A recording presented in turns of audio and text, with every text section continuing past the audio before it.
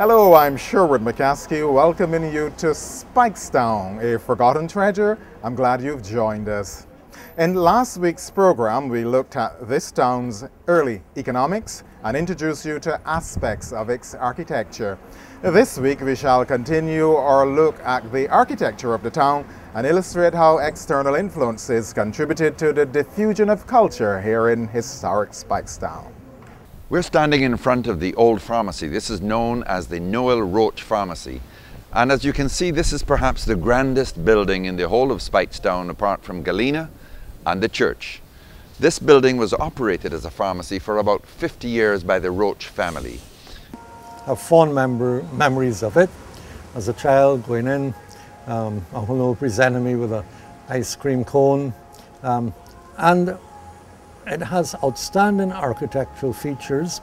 This magnificent building has 3 stories, gable windows and walls 28 inches thick, surpassed by few buildings in Barbados except some of the churches. It contains original beams and is built of ballast bricks from Bristol.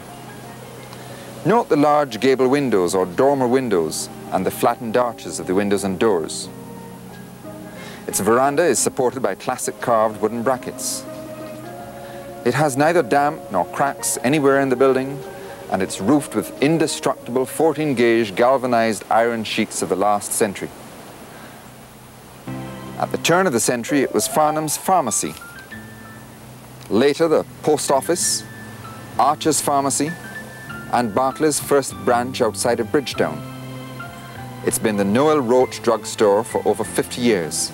He worked there for 46 years for vacation, taking all the poor people pension checks before they send them to the bank and keep them there so you could come every Thursday and get 2 bread and fish off the poor people in the coming town. He kept this town open. He was a very nice man. He said to me about Mr. Noel Roach. That was a nice man. I had a doctor upstairs in Noel Roach. Anything that you want. There was a saying in Speightstown, if you want anything, Noel Roach has it. And one day, somebody went and called for turtle eggs. And Mr. Roach, Adrian Roach, said, the turtle hasn't laid yet, but come back. You know, it was such a place that you could get anything. He was a kind of like hard, I call it a variety, because you could, and he was also a man that would like, if you got a little problem or anything, he was one of the people you could talk to. I mean, like, and like he would like, yeah, advice and thing. He was a good man. He was a very good man. They were a friendly sort of people. I remember at one stage my mom had an tooth extraction, and there was a piece of the tooth left in the gum. And she didn't go back to the dentist. She went to Noel Roach, and he recommended tincture of myrrh, and that really helped my mother because she was going crazy. Those kind of people, them kind of business people, if we could get back business people like them, that kind like catering for the people, like more people person and all, than just like people money and business, because that's what really has some good businesses. Noel Roach sold his building in 1998 to somebody, an American whoever, got permission to build a 19-room guest house, but rather decide to sell. When you bake a cake, you want the biggest slice. But if you do a guest house in Speightstown, people can't fishermen and eat. They can go and be and get jet ski. So he want a restaurant below. So you can get a restaurant below, he must get jet ski. He want the whole thing, all inclusive again. That's the all-inclusive thing. Grieve, want all. That we losing all because you want all. But you know, when you lock up buildings in the tropics, they deteriorate very quickly.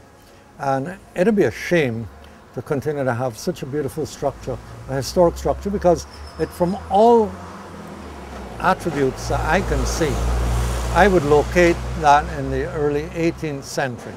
But there are specific, well, dormer windows, for example, use of dormer windows, etc., which provides an interesting link with French Creole architecture and those islands influenced by French colonization.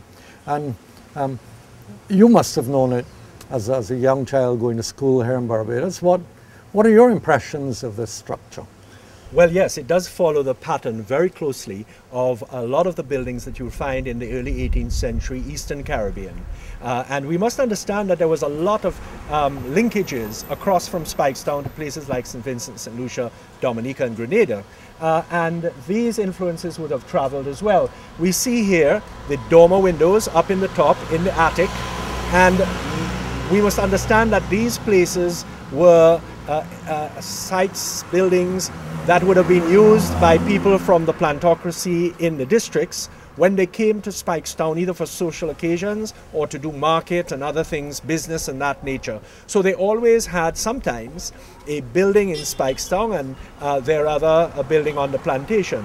And so what we get is this linkage between the other islands of the Eastern Caribbean to Speightstown and Speightstown to the plantations, and the mix of people that was going on socially and commercially within this zone.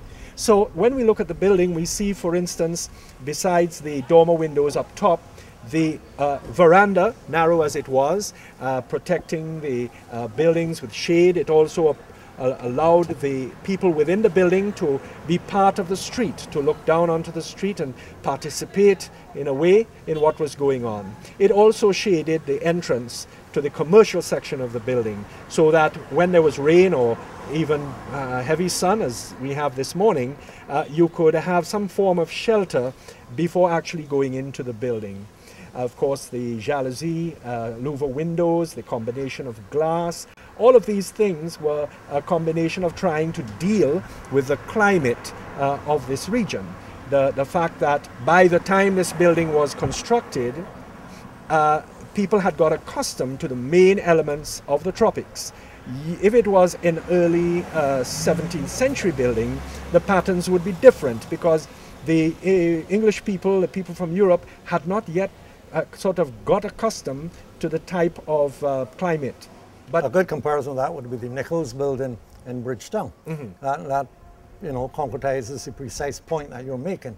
But you'd mentioned the social aspect and the fact that the planter class who resided on estates, you know, 6, 7, 8 miles away, would have had townhouses. And well, this now gives me the opportunity to tell one of my many stories. And there's a fascinating story of Speightstown, and it involves murder. Because I don't know whether you ever heard of this story, Lennox. The original owners of St. Nicholas Abbey, the Berringers, they were very friendly with John Yeamans. And Beringer had quite a beautiful wife, and Yeamans apparently had his eye on the beautiful Mrs. Beringer for some time, and so it would seem they had a dalliance, and the pregnant Mrs. Beringer, afraid to admit to her husband that something had gone wrong and this child was not her husband's. She was in a quandary, and so too was Yeamans. But Yeamans wanted Mrs. Beringer for himself. So he arranged, they were invited down to the Beringers' townhouse in Speightstown. Which one it was probably an earlier building that no longer exists. But anyway, they came down to have dinner, and Yeamans arranged to have Mr. Beringer poisoned. So, having got Mr. Beringer out of the way, the field was then clear for him to marry the widow of the late Mr. Beringer, and so he did. And these then were, the Yeaman couple were very influential in that early movement from Speightstown in the 1660s, 1670s, the colonization of the Carolinas. Remember that historically it was from the port of Speightstown that Anthony Hilton sailed with a group, and Hilton's Head in the Carolinas is named after him, for example. And many of the planters in the North End, they actually financed that early Barbadian colonization of the Carolinas. So again, a fascinating overview of historical events in Speightstown in the 17th century that involved bloody murder, betrayal of marriage vows, and you couldn't want better. I mean, you could make a fantastic film based in Speightstown about the early exploits of these Speightstown folk. And it's buildings like these and others that bear testimony to these stirring events of the past. And to understand the background to many of these buildings, of course, Carl, you have a valuable collection or access to old photographs and engravings of Speightstown. The other thing is that in the early 20th century, mid 20th century, we have a very talented artist coming out of Speightstown, Ivan Payne. And he paints these beautiful depictions of Speightstown in the 1940s and 50s. And they can also provide the flavor, the mood of Speightstown at that time before a lot of the modern changes took place to the town. One of the artists, we can't show a picture of him. We got handing out all kind of awards for Ivan Payne. I would like to see a picture of Ivan Payne to let the young artist see a self-made artist from St. Peter. He and my mom grew up together. He be over 100 years. My mother be 98 today if she's still alive. She died at 95. God bless her soul. And he said, I'm trying to have to do something for you. And he do a mural on my shop. Yes, those Payne paintings are an invaluable historical record, visual record of Speightstown as it was before some of the changes like this ex-Manning's hardware building was constructed, you know. There has been change, and there's nothing wrong with change. You can't fossilize a town and say, this is it, perfectly preserved from the past. Vibrancy, growth, life changes. But we take the town for granted. Quite rustic, and old, and run down. That you're seeing. Within the town, the rich heritage and the strength of the town, nobody wants you to see it. They want to see you rustic. It's a side of property. Gateway. And in 20 years' time, lay Lord gave breath and strength and see what they do to it. And then see how the place transforms. And in the National Trust, for example, we don't advocate this sort of fossilized, completely stagnated approach to the past. But what we do advocate is that when you have structures like this, which bear testimony to the architectural style that was popular in the past, the building skills of those who constructed them, then these are a valued part of our heritage, a valued part of our history, and they deserve to be preserved. If we just demolished and eradicated every single thing, then we wipe away all these signposts to our past. Our past, it's a mixed past, of course. It's, in many aspects, it's a tragic past, a sad past. But like any aspect of life, there are tears and there's laughter. And life is, you know, not one series of comparative black and white sequences or all these gray overtones overlapping. Life is a mix of everything, including these valuable old buildings of the past. It recently had a new life as an art gallery, and it's a magnificent building with old structures, kitchen, chimney and so on behind the main building. It is really one of the major centerpieces of Speightstown, and it is crying out to be respected, to be revered, to be restored. It has enormous potential. Now, if we were a wealthy country, the government could acquire it.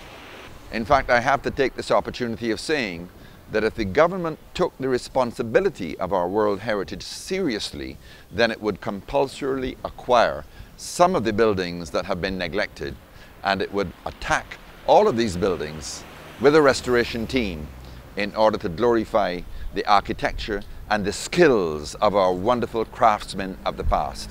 And this is an example. Next to that was a big barn where the sugar and all that was stored. So Speightstown was a town of thriving commercial activity at that time. We also have to consider that Speightstown was a storage place for the produce or waiting shipment. And so it's also a town of warehouses and also basements and backyards where a lot of this produce would be stored waiting for the arrival of the sailing ships to ship all of this product. Across the road are typical old Speightstown houses, separated by the site of a fire. This was caused by a burning bus. The fire started here in this burnt-out bus, which was traveling from Oystons around 7:45 this morning. It quickly spread and engulfed two buildings, one which housed Uncle Sam's store and the other the Little Bristol Mini Mart. Another building next door, the Big Wheel Bar and Restaurant, also suffered water damage and minor fire damage to its roof. Tony Salim is the owner of Uncle Sam's. When we spoke to him, he wasn't able to give much information about his losses. I know. I don't know how much I lost. Owners of the other buildings affected could not be contacted. Transport Board Chairman Richard Lynch was also on the scene. He said the bus destroyed today was one of a fleet recently brought into the island and cost approximately $150,000. He says this is the second bus the board has lost in the last couple of months and that they'll be looking at the question of safety on the roads much closer in the future. Well, I would like to think that there's a jinx, but when you have to run so many buses on the road and cover an extensive network that we do, accidents will occur. We are looking at it more carefully because any accident or incident that endangers public safety is a matter for concern. Transport Board investigators and police are still looking into the incident. Donison Hill, World Scene. Here is an old warehouse, and here a classic three-storied shop house with a closed gallery. This house was once the Alexandra School for Girls, which may explain why the gallery was discreetly enclosed. It's just been restored for an upmarket commercial use. Yet another Chubby's video. And there was a drugstore where there is now Juma's. Underneath that building, the first site of Alexandra School, there was a drugstore there run by the Edwards.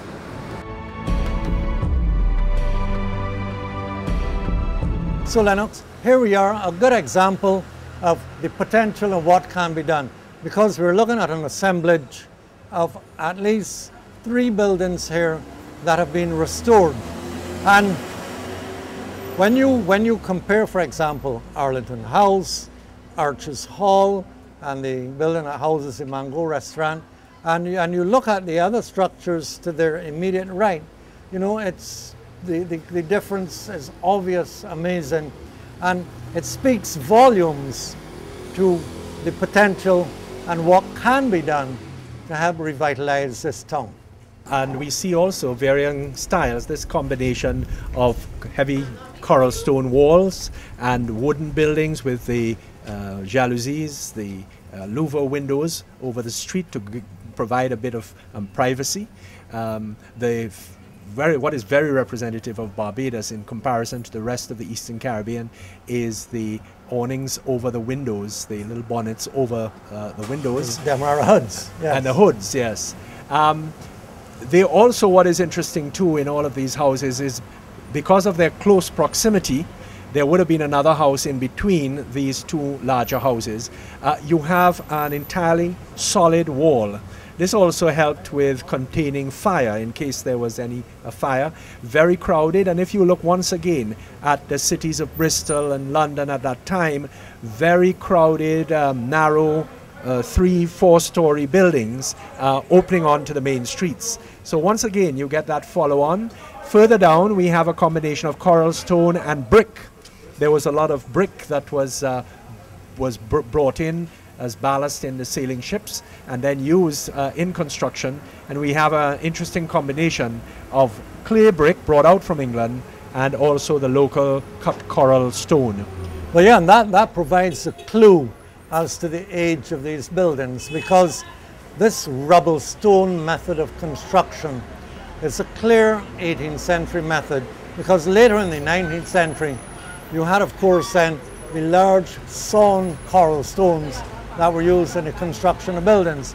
But these clearly do not use that method of construction, that type of material, and so it is quite apparent, both architecturally and in terms of the materials used and the method of construction, that this group of buildings are very early buildings. We also see in Speightstown these very sturdy stone houses that in this case are situated on the seaside of the main road, and one would expect that the sea front of this house is the walls are very thick, it is common that you would have sea swells, even if it wasn't a full-blown hurricane. And those houses along the seashore were usually built very much stronger than those further in. Very solid stone. We can see the very balanced upstairs line of windows, which downstairs would have been copied in some way. Of course, these alterations which have been made during the 20th century distort in a way that balance of the building. But what is key to this building really is this roof. And we see what is called a half hip or a bonnet section at the top. Now this is common in places like St. Lucia, Dominica. You find a lot of these half hip bonnet roofed houses.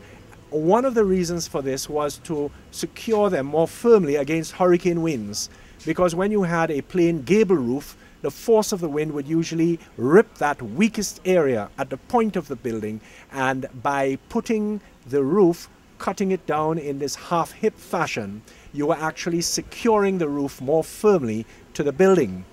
Now, Watson here has a background of this part of Speightstown, and maybe you would like to comment on this building and the others associated with it.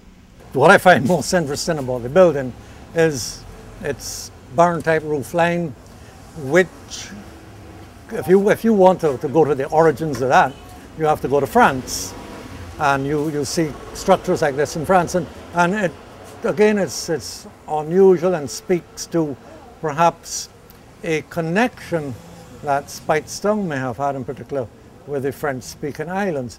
I know, for example, that prior to the establishment of an ice factory in Barbados, Barbadians got ice by sending speedy schooners to Martinique, Saint-Pierre, Martinique, in the late 18th century, where ice was loaded onto these fast-moving schooners and sent back down to be offloaded here or in Bridgetown. So that may perhaps account for some of the cultural diffusion in that respect and the particular architectural feature there. But it's interesting, as we walk down, this entire row of buildings are essentially all 18th century survivors in varying stages of either good upkeep or disrepair, abandonment.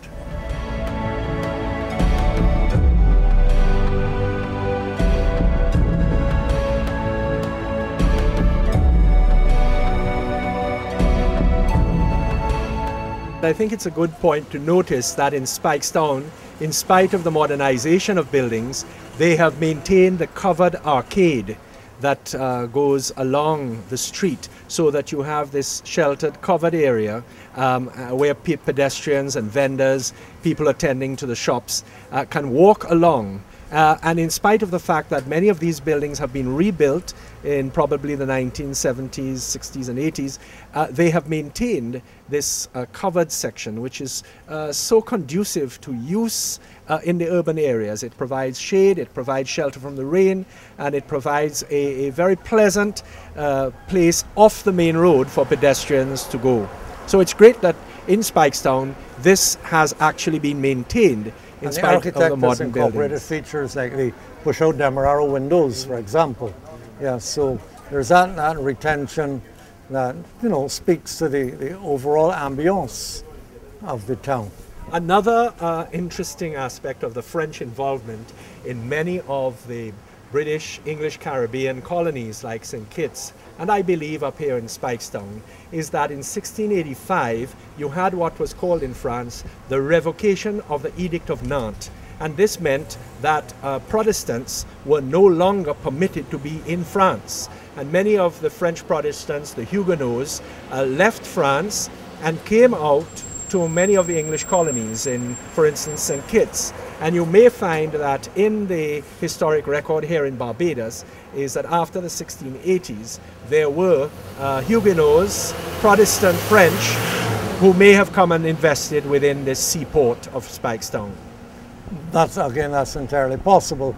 Again, contributing to the diffusion of culture, because as we all know, culture is not static. It constantly changes, and sometimes it comes in from sources outside of the immediate area of that specific culture. And that can influence architecture, as we have seen here in historic Speightstown. Thank you very much for staying with me. This has been Speightstown, a forgotten treasure. I'm Sherwood McCaskey, wishing you a peaceful and productive week ahead.